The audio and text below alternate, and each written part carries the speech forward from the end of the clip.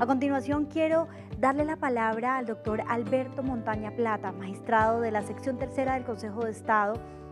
y también profesor de la Universidad Externado de Colombia, quien nos hablará de una decisión de 20 de septiembre de 2020 de la subsección B de la sección tercera. Doctor Alberto Montaña, bienvenido, muchas gracias por acompañarnos. Tiene usted la palabra. Juliana, muchas gracias. Ese plano, porque le hacen ese mal. Corrección, la sentencia es de 20 de noviembre de este año, es decir, tiene muy pocos días y fue notificada el pasado lunes 23 de noviembre. Es una providencia muy reciente. Agradezco esta invitación que me hace la Comisión Nacional de Género de la Rama Judicial a participar en este importante evento. La invitación que se me ha hecho es para presentar esta providencia, como les digo, muy reciente, de manera que trataré de ser lo más fiel al texto de la misma y será una presentación eminentemente descriptiva que de conformidad con el plazo de tiempo que se me ha concedido, espero ser fiel al mismo. Como les decía, se trata de una sentencia de la sección tercera, subsección de noviembre de 2020. El número del expediente es el 2160. La parte actora está conformada por Linda Lorena Bañol García en representación de 11 internas de un periodo de tiempo determinado, al cual haré referencia más tarde, de la cárcel del Cunduy o del pabellón de femenino de la cárcel de Cunduy en Florencia, Caquetá. Esta sentencia es una sentencia de una acción de grupo en la que fundamentalmente, en representación de estas internas y aludiendo a la conformación de un grupo superior al conformado por esas 11 personas, la parte actora señaló la causación de un daño o de unos daños que se identificaban con varios derechos fundamentales e inclusive colectivos, como se señaló en la demanda. La causa uniforme del daño era el hacinamiento que existía en ese pabellón de mujeres de la cárcel de Cunduy, de Florencia, Caquetá, y como consecuencia de la constatación de ese daño eh, producido por el hacinamiento, solicitó el reconocimiento de perjuicios morales a la salud y a la vida en relación. La demanda fue dirigida ante el IMPEC. El juez de primera instancia, en virtud de lo establecido en la Ley 472 de 1998, decidió vincular a otras entidades públicas, al USPEC, al Ministerio de Justicia, al Departamento Nacional de Planeación. Estas entidades, con argumentos distintos, pues negaron los hechos, es decir, el hacinamiento que se alegaba, perdón, no negaron el hecho del hacinamiento, sino hicieron referencia a defectos de la demanda que tenían que ver con la legitimación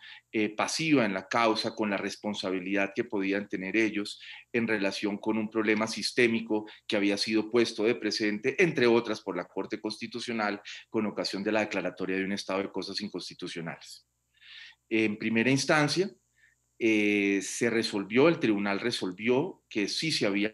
constatado el daño, que en efecto había un hecho dañoso que era el hacinamiento de ese pabellón femenino de la cárcel de Cunduy, pero que no se encontraban probados los perjuicios, entre otras porque no le dio crédito en virtud de una tacha que se le hiciera a unos testimonios que fueron rendidos por familiares de algunas de las internas. Esta sentencia entonces resuelve el recurso de apelación interpuesto por la autora, en la cual referiré rápidamente su estructura general para después detenerme en lo que interesa a este conversatorio, que es la alusión a la perspectiva de género que se evidencia del contenido de esta sentencia. La sentencia parte por identificar ese grupo, que es un grupo que se evidencia superior al número de personas que le dieron poder a la actora. Eh, Hay una contextualización espacial de ese grupo y es que estuvieran recluidas en el pabellón femenino del Centro Penitenciario del Cunduy en Florencia. Y hay también una delimitación temporal, ya que se delimitó así en la demanda de este grupo de internas afectadas, serían aquellas del 1 de enero de 2012 hasta el 14 de junio de 2013, que fue la fecha de presentación de la demanda. La sentencia comienza por hacer una alusión al tema probatorio, que me parece de máxima importancia poner de presente. Y es que la sentencia subraya una asimetría entre la posibilidad de probar que existe en casos como en el que se alegan daños que son sufridas por las internas de un centro penitenciario. De manera coherente y consecuente con varias decisiones de la Corte Interamericana de Derechos Humanos, pone de presente las internas que es evidente las limitaciones que tienen en el medio de prueba, en medios de prueba las internas para acreditar su daño, la presión y el temor que las afecta para poder probar lo dicho, el control estatal que por las condiciones particulares de un centro carcelario existe sobre estos medios de prueba.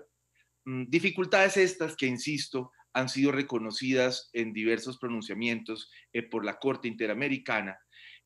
para poner de presente la dificultad que existe en situaciones como estas de probar tratos degradantes, como eran los que justificaban justamente ese hecho dañoso que se aludía en la demanda. En relación con la causa del daño, ya se lo señalé, la causa uniforme del daño que se alega en la demanda es el hacinamiento.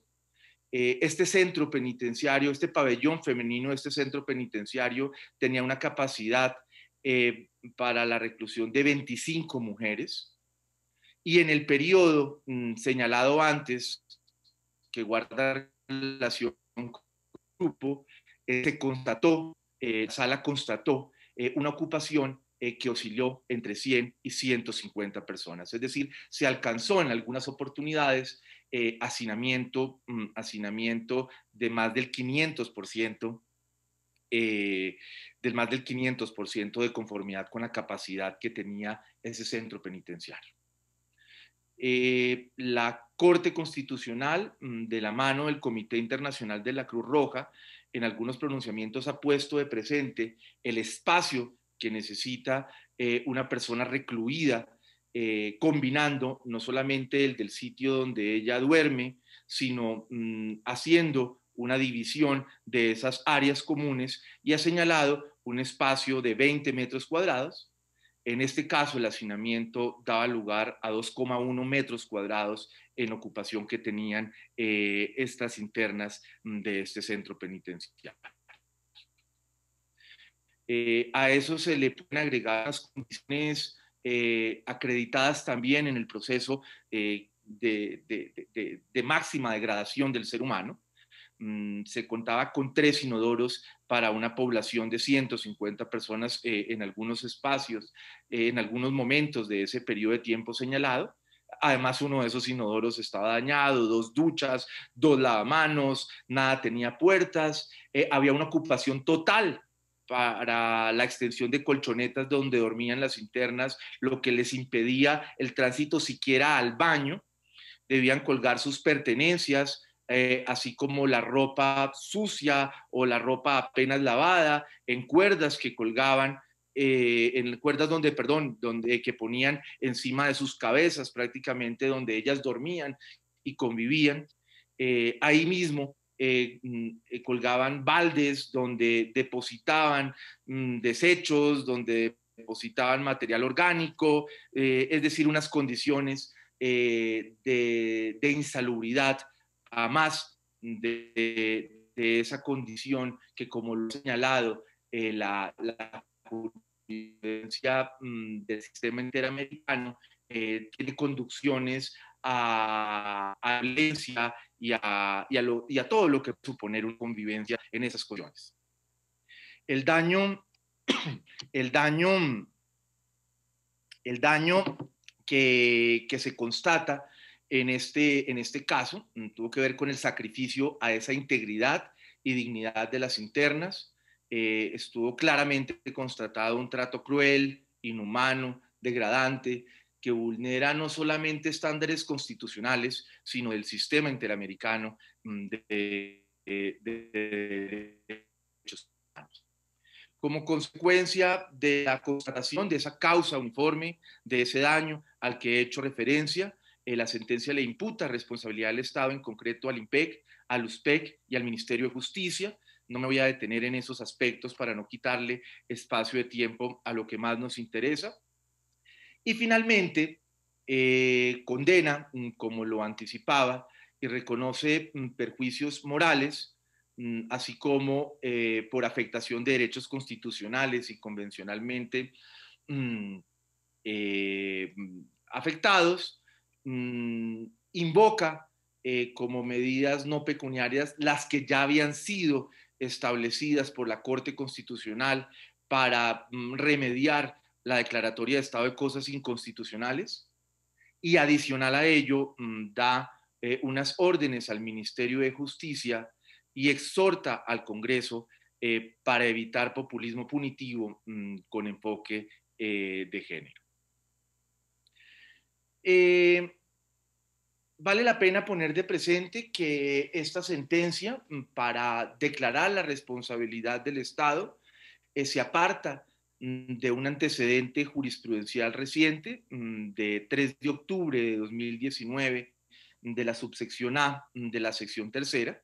en la que en un caso muy similar se había identificado o se identifica, perdón, el hecho dañoso, el daño, pero se imputó a unas entidades públicas precisas.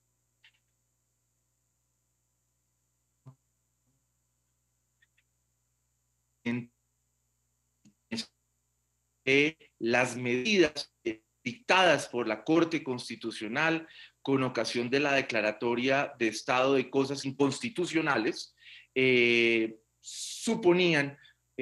una restauración de ese perjuicio, de esos perjuicios, y que solamente en casos muy excepcionales, en una situación como la que se presentaba allí, habría lugar a condenar al Estado. Cito un fragmento pequeñito de esa providencia de la que en esta parte se distancia la sentencia que estoy comentando. La excepcionalidad de la indemnización solo sería dable si se demostrara la indolencia e indiferencia del Estado en la superación de un estado de cosas inconstitucionales en el que precisamente se ocasionaron los daños en cuestión. Bien, como les decía, se reconocen entonces perjuicios morales, se reconocen perjuicios convencionales, se toman algunas medidas que consisten en insistir en las medidas de la Corte Constitucional, y adicional a ello da unas órdenes al Ministerio de Justicia y un exhorto al Congreso de la República en lo que tiene que ver con populismo punitivo en relación con las mujeres.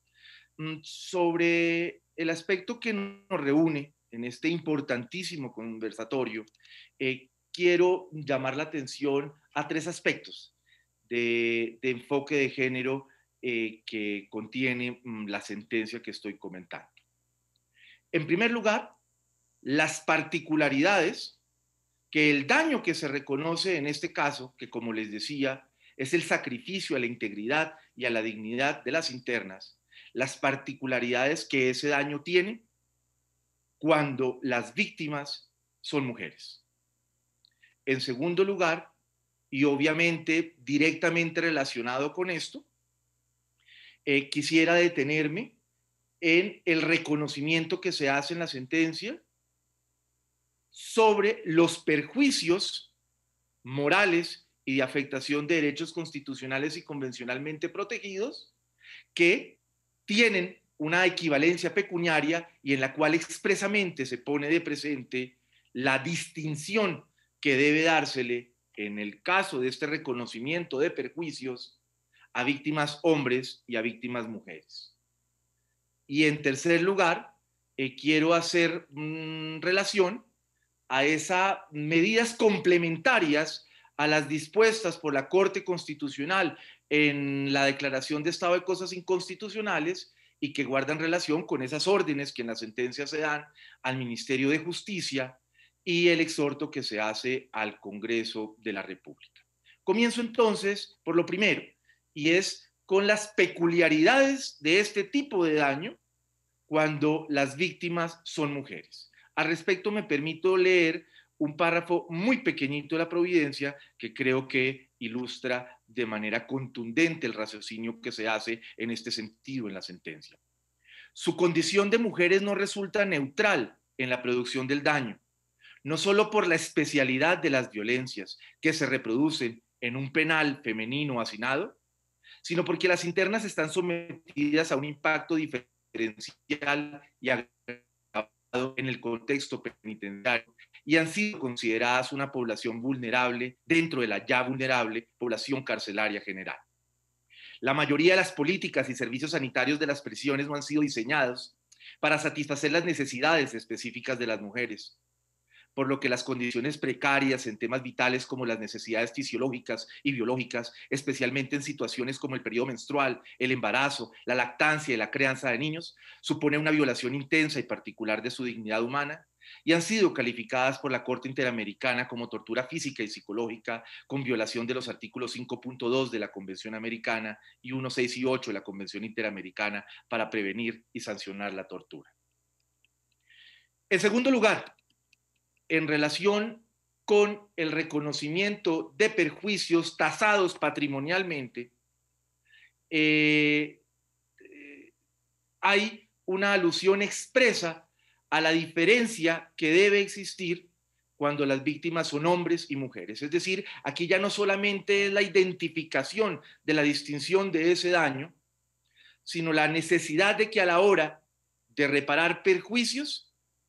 deba reconocérsele una mayor cantidad a las víctimas cuando son mujeres. Leo un fragmento muy pequeñito al respecto.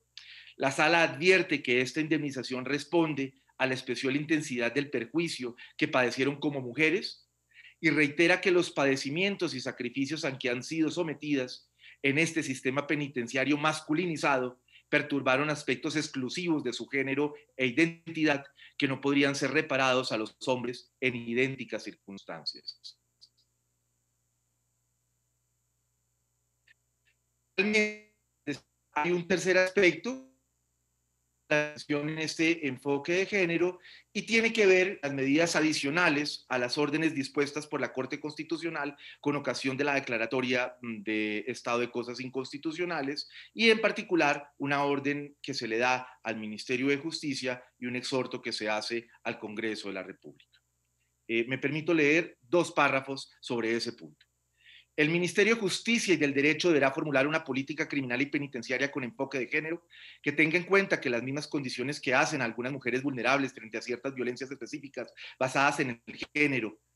o que las condenan a la marginación social y económica, las conduce a la población vulnerable de las áreas productivas legales e ilegales, inciden en la comisión de los delitos más comunes entre ellos y las ponen en situación de desventaja por su género ante el derecho penal y penitenciario. Ese ministerio presentará un proyecto de ley que concrete dicha política ante el Congreso de la República, a quien se exhorta a discutir estos asuntos con la finalidad anunciada y en consideración a lo que aquí se advierte. En Colombia, la mayoría de mujeres que están presas o detenidas pertenece a estratos socioeconómicos muy bajos. Es cabeza de familia y delinque por razones relacionadas con su vulnerabilidad económica. Atrapadas en el último eslabón de las dinámicas ilegales, cometen delitos pagando penas no pueden celebrar acuerdos con la fiscalía que las libren de la encarcelación, como sí lo hacen los hombres que por su posición dominante en el negocio cometen delitos mayores. Esto sucede comúnmente en materia de estupefacientes. Creo con esta rapidísima presentación haberme ceñido a la invitación que se me ha hecho. Creo haber puesto de presente una sentencia muy, pero muy reciente, que además de otros aspectos que desde el derecho de la responsabilidad del Estado eh, presenta planteamientos importantes e interesantes, tiene una columna vertebral y esa columna que sigue a la construcción de los argumentos que sustentan la decisión que se adopta en la providencia está clarísimamente relacionada con un enfoque de género, poniendo de presente la vulnerabilidad que tienen las mujeres internas en los centros penitenciarios de Colombia. De nuevo, muchas gracias por la invitación que se me ha hecho y espero haber cumplido con ello. Doctor Alberto Montaña Plata, muchísimas gracias por la exposición de esta decisión tomada por el Consejo de Estado.